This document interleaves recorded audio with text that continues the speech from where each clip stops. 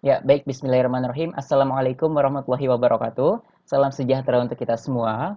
Yang terhormat kepada Ibu Dr. Vera Kurnia Dewi MSI, yang terhormat kepada Ibu Zulmanelis Darwis MSI, yang terhormat kepada Bapak Darsep MSI selaku dosen penguji skripsi, yang terhormat kepada Ibu Yuli Rahmawati MSc PhD, dan yang terhormat kepada Bapak Dr. Han Dianhar MSI selaku dosen pembimbing skripsi. Baik, pada kesempatan ini saya akan mempresentasikan mengenai hasil penelitian dengan judul Analisis kemampuan spasial peserta didik menggunakan virtual representation 3 dimensi pada topik geometri molekul. Baik, akan saya bahas diawali dari bab 1 ya, di latar belakang. Nah, seperti yang telah kita ketahui, kompleksitas pengajaran dan pembelajaran di kimia dapat digambarkan dan dijelaskan melalui 3 level representasi, meliputi level makroskopik, level simbolik, dan level submikroskopik. Nah, namun visualisasi pada level submikroskopik merupakan hal yang sulit bagi peserta didik, karena entitas pada proses ini tidak dapat dijangkau oleh indera manusia. Nah, menurut Al-Balusi dan Al-Busaidi pada tahun 2016 menerangkan bahwasanya kemampuan spasial yang rendah ternyata menjadi penghalang kemampuan peserta didik untuk bisa memvisualkan interaksi pada level molekuler. Di samping itu, guru juga tidak pernah mengajarkan kemampuan spasial ini secara eksplisit kepada peserta didik, sehingga mengarahkan kepada pemahaman yang tidak utuh atau adanya miskonsepsi. Nah, terutama pada materi geometri molekul.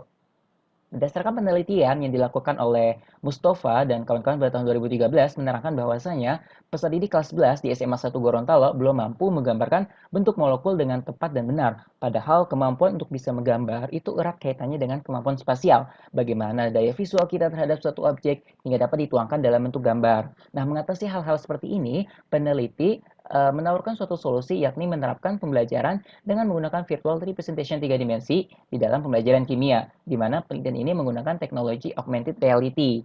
Nah, meskipun teknologi AR ini cukup berkembang pesat di Indonesia, namun impact-nya atau pengaruhnya terhadap kemampuan spasial, lalu bagaimana sih peserta didik menggunakan spasialnya dalam menyelesaikan persoalan di kimia, itu belum pernah dilakukan pada penelitian sebelumnya. Nah, berdasarkan hal ini, peneliti tertarik untuk dapat melakukan penelitian tentang karakteristik kemampuan spasial peserta didik.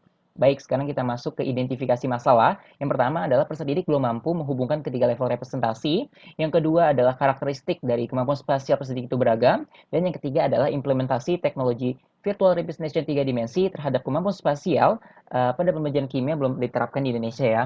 Lalu adapun fokus masalahnya adalah analisis kemampuan spasial peserta didik menggunakan virtual representation 3 dimensi pada topik geometri molekul. Nah, sekarang kita masuk ke tujuan penelitian adalah menganalisis kemampuan spasial peserta didik menggunakan VR 3D pada topik geometri molekul. Lalu ada manfaat penelitian bagi beberapa pihak. Yang pertama untuk sekolah, diharapkan bisa memberikan informasi dan inovasi pembelajaran, terutama penggunaan VR 3D ini pada pembelajaran kimia. Lalu untuk guru sendiri, diharapkan bisa membangun suasana pembelajaran yang menyenangkan, interaktif, bahkan bisa menjadi media ya, sebagai pembantu menjelaskan materi pelajaran.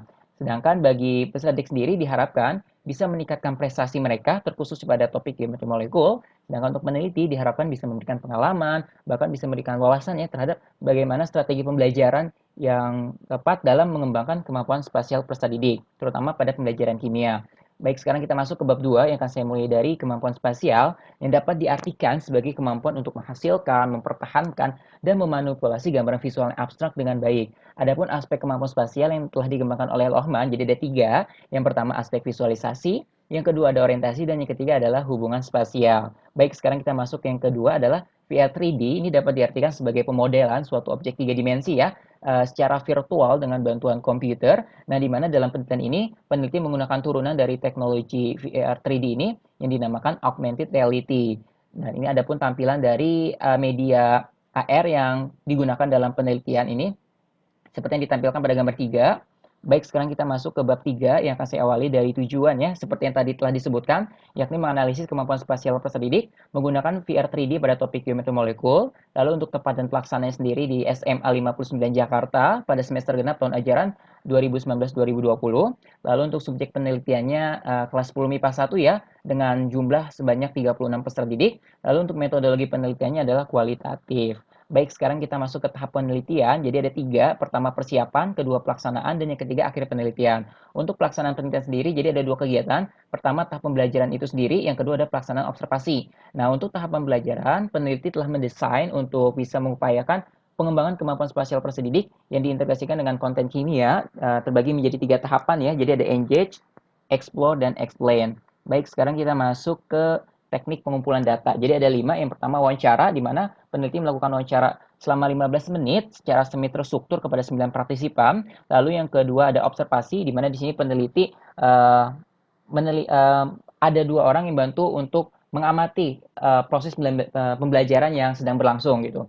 Lalu yang ketiga ada reflective journal, jadi ini berisi pernyataan reflektif dari peserta didik selama mengikuti pembelajaran. Lalu ada writing drawing teknik, jadi peserta didik diminta untuk menggambarkan bentuk molekul yang dilakukan pada saat sesi wawancara. Dan yang terakhir ada tes spasial, di mana peneliti memberikan 2 tes kepada peserta didik ya. Satu tes VSPRT ini, dan yang kedua adalah tes spasial geometri molekul. Baik, sekarang kita masuk ke teknik analisis data yang menurut Mills dan Huberman ada 3. Jadi yang pertama reduksi. Di sini peneliti mereduksi data-data yang dibutuhkan dalam penelitian yang dibagi menjadi beberapa hal. Yang pertama berdasarkan aspek kemampuan spasial, dan yang kedua adalah pelaksanaan pembelajaran itu sendiri yang menggunakan VR 3D.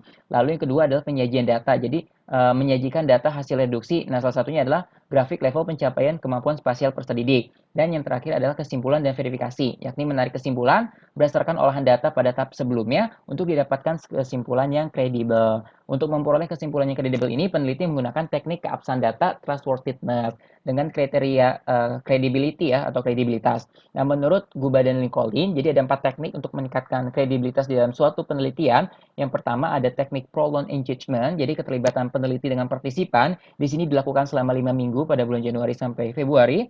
Lalu untuk teknik yang kedua ada persistent observation. Jadi di sini peneliti melakukan observasi secara continued mendalam kepada partisipan. Lalu yang teknik yang ketiga ada progressive subjectivity. Jadi di sini peneliti dibantu oleh 2 orang untuk mengamati proses pembelajaran yang sedang dilakukan. Dan yang terakhir adalah member checking, di mana di sini merupakan teknik keabsahan data yang paling penting ya, karena di sini peneliti akan menanyakan tentang kebenaran dan kevalidan data terhadap partisipan. Baik, sekarang kita masuk ke bab 4 yang diawali dari pembelajaran menggunakan VR 3D. Seperti yang telah disebutkan sebelumnya, jadi ada 3 tahap yang akan saya bahas. Pertama adalah tahap engage. Di sini engage yang dimaksud adalah memberikan stimulus atau rangsangan kepada peserta didik, menarik attention mereka. Dengan cara apa? Memberikan LKPD, dengan harapan bisa melatih dan mengembangkan kemampuan spasial mereka. Dengan cara apa? Yakni memberikan stimulus berupa tampilan dari bentuk molekul yang ditampilkan dalam media VR 3D ini ya.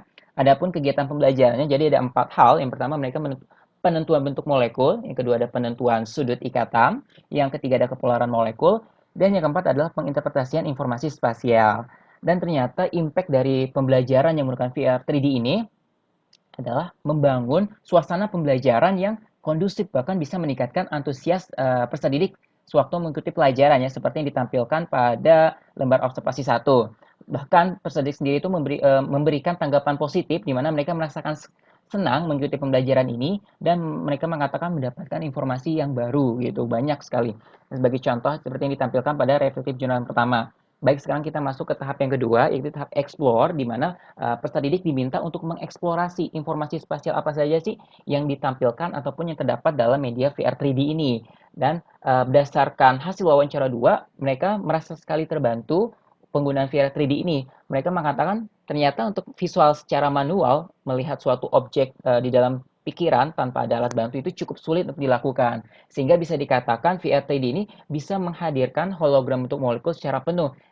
Yang mengakibatkan sedikit itu tidak perlu menerjemahkan lagi dari gambar molekul 2 dimensi menjadi molekul 3 dimensinya gitu. Baik, sekarang kita masuk ke tahap yang terakhir adalah tahap explain. Nah, di mana tahap ini peserta didik diminta untuk menjelaskan hasil pekerjaan mereka pada tahap-tahap sebelumnya. Nah, sebagai contoh di LKPD ini, jadi peserta didik diminta untuk menentukan perkiraan besarnya sudut ikatan. Nah, dari lembar kerja ini ternyata satu sisi peserta didik sudah mampu membayangkan adanya pengaruh PEB ini terhadap suatu sudut ikatan, apakah sudut tersebut menjadi lebih kecil atau tidak. Bahkan impact lebih lanjut lagi, pembelajaran yang terbangun pun bisa berlangsung secara bermakna dan berkesan bagi diri peserta didik, di mana berdasarkan hasil wawancara 5, mereka mengatakan, oh ternyata air yang selama ini saya gunakan untuk mandi, untuk keperluan dan sebagainya, itu ketika saya mempelajari kimia, saya tahu oh ternyata strukturnya itu menyerupai bentuk filo atau memiliki bentuk bengkok gitu. Nah, ini merupakan suatu hal yang baik dalam pembelajaran yang telah dilakukan dalam penelitian ini. Sekarang kita masuk ke analisis kemampuan spasial peserta didik yang tadi telah disebutkan sebelumnya. Jadi ada 3 aspek yang akan dibahas, yaitu visual, orientasi, dan hubungan. Nah, berdasarkan data tabel ini, hasil dari tes spasial geometri molekul, ternyata sebagian besar peserta didik kelas 10 MIPA 1 di SMA 1 di SMA 99 Jakarta ini berada di level kemampuan spasial sedang. Lalu jika kita lihat berdasarkan masing-masing aspeknya, ternyata rata-rata ya berada pada level yang melibatkan ke manipulasi mental dan rotasi objek, baik itu 2 dimensi ataupun 3 dimensi. Baik, sekarang kita masuk ke aspek yang pertama, visualisasi spasial. Jadi aspek ini mengukur kemampuan dari peserta didik untuk bisa melakukan beberapa transformasi mental, sehingga tidak hanya melakukan secara visual ya. Berdasarkan gambar yang ditampilkan pada slide ini, ternyata peserta didik yang berada di level kemampuan spasial tinggi dan sedang, itu bisa dikatakan lebih dari 50% sudah mampu ya untuk melakukan transformasi mental. Sedangkan untuk yang peserta didik berada di level kemampuan spasial rendah, itu masih di under 50, artinya belum mampu untuk melakukan visualisasi ini. Seperti yang ditampilkan pada slide berikutnya. Nah, ini hasil pekerjaan dari mereka. Jadi awalnya peserta didik itu masih menggambarkan bentuk molekul menyerupai struktur Lewis. Jadi belum ada orientasi ruang dalam atom dalam molekul yang ditampilkan seperti ini.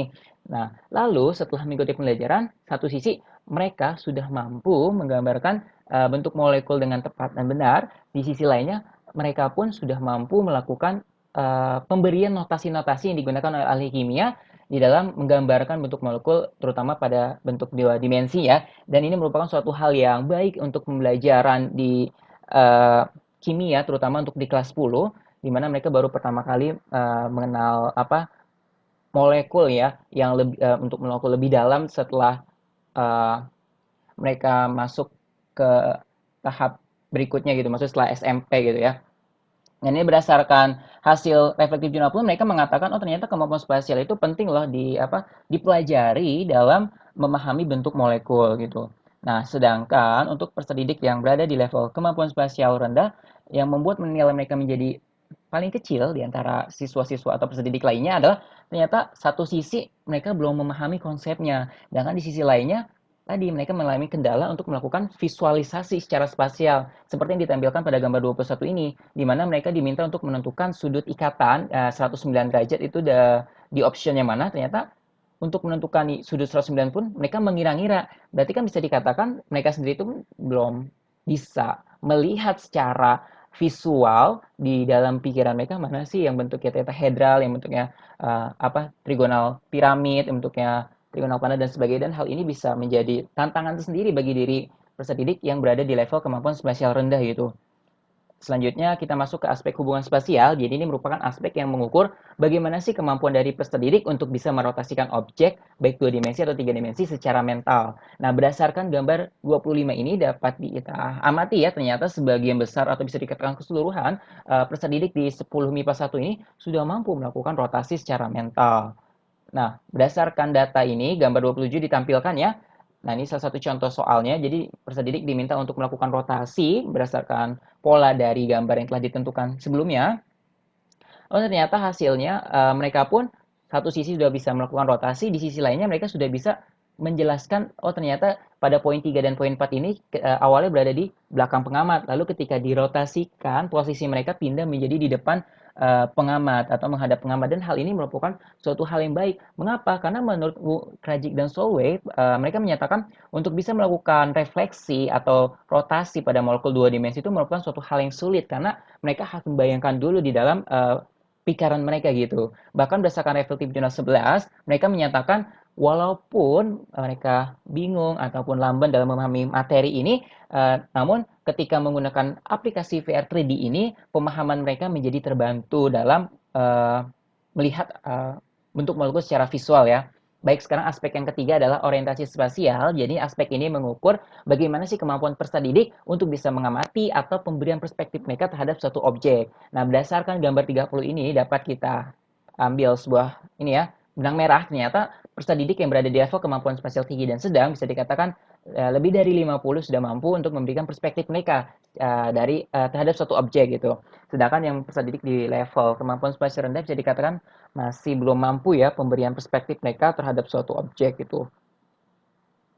Baik, ini secontoh dari hasil pekerjaan peserta didik yang berada di level kemampuan tinggi dan sedang, di mana mereka sudah berhasil menempatkan diri mereka untuk melihat suatu objek. Nah, ini contohnya ya. Jadi, oh ternyata jika bentuk molekul yang ditampilkan ya, atau ditunjukkan pada tanda panah, jika digambarkan dalam bentuk dua dimensinya atau dalam bidang kertas, oh ternyata bentuknya ada yang menghadap pengamat, oh ternyata bentuknya ada yang membelakang pengamat. Dan ini merupakan suatu hal yang baik. Mengapa? Karena mereka itu tidak lagi sekadar menentukan bentuk molekul lalu selesai gitu begitu saja.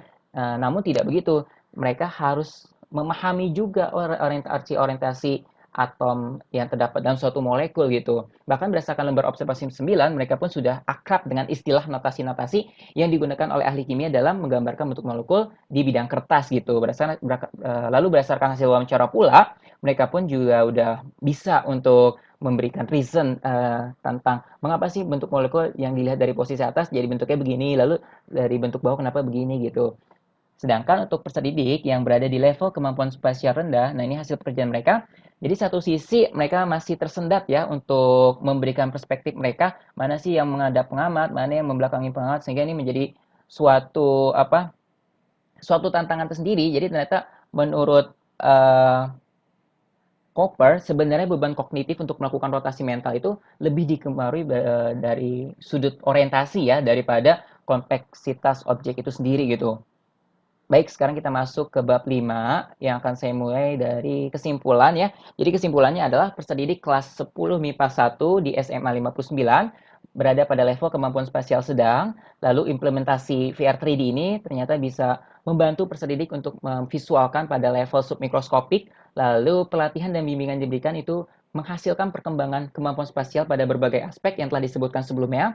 Lalu tantangannya yang muncul adalah keterbatasan penggunaan VR 3D ini yang masih hanya bisa digunakan pada HP berbasis Android. Lalu untuk penyesuaian strategi pembelajaran sendiri harus disesuaikan dengan karakteristik materi, lalu bagaimana diintegrasikannya lagi dengan kemampuan spasial yang akan hendak dibangun gitu. Lalu yang terakhir adalah temuan yang didapatkan dalam penelitian ini adalah terciptanya suasana pembelajaran yang kondusif, bermakna, berkesan, bahkan bisa meningkatkan antusias peserta didik ya di dalam pelajaran. Lalu saran yang pertama adalah guru bisa menggunakan VR 3D ini ya sebagai alternatif media pembelajaran dalam mengembangkan kemampuan spasial pendidik.